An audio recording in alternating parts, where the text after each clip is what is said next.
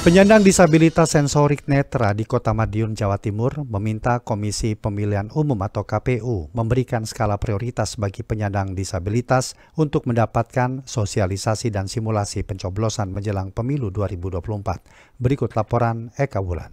Untuk tunanetra sendiri kayaknya harus Penyandang disabilitas sensorik netra di Kota Madiun meminta KPU untuk menyelenggarakan sosialisasi dan simulasi pencoblosan kepada disabilitas sensorik netra menjelang pemilu 2024. Tujuannya agar penyandang sensorik netra tidak kesulitan dalam menyalurkan hak suaranya ketika berada di bilik suara. Ketua 1 DPC Pertuni Kota Madiun, Muhammad Abidin mengakui sosialisasi dan simulasi beberapa waktu lalu pernah dilakukan KPU.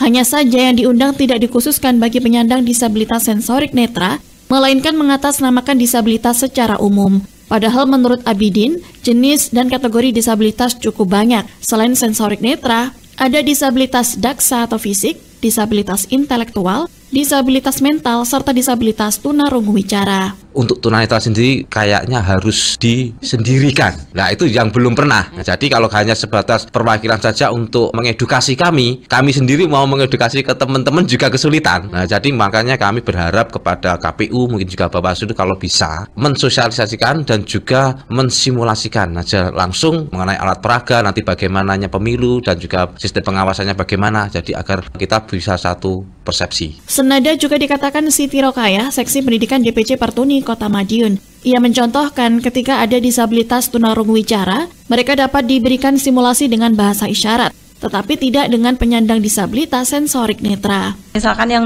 rungu wicara mungkin diperagakan dengan isyarat bisa, tapi kami harus dirabakan, kan kami menggunakan lebih ke perabaan dan pendengaran, jadi lebih khusus gitu. Ketua Dewas Cap DPC Pertuni Kota Madiun Vicky Nur Cahyo menjelaskan, kaum disabilitas terutama sensorik netra seharusnya mendapat skala prioritas pelayanan saat di TPS. Untuk pemilu yang sebelumnya, kayaknya tunanetra ibaratnya kita tidak diprioritaskan. Sebenarnya kalau di peraturan itu, kalau disabilitas itu didahulukan dulu, Mbak. Jadi disabilitas orang tua maupun lanjut usia itu didahulukan. Untuk di TPS juga, kita itu untuk alat template-nya itu kayaknya enggak ada. Sebenarnya kan harus ada. Seperti diketahui, anggota Pertuni Kota Madiun mengaku belum mengetahui model kertas dan contoh surat suara yang nantinya digunakan saat pemilu 2024. Mereka berharap keluhan dari anggota Pertuni Kota Madiun dapat didengar oleh penyelenggara pemilu, sehingga pada saat hari H pemungutan suara nanti, penyandang disabilitas sensorik netra tidak kesulitan menyalurkan hak pilih.